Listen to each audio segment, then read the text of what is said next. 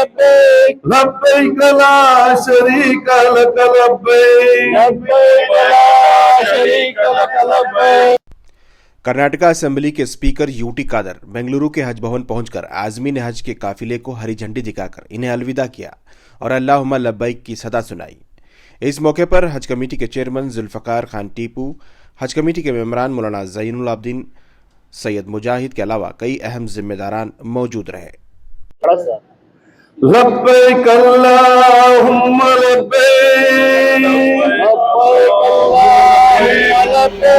लब्बैक ला शरीक लक लब्बैक, इन्नल हम्दा one निअमता luck वल मुल्क ला शरीक लक लब्बैक अल्लाहुम्मा लब्बैक, लब्बैक ला शरीक लक।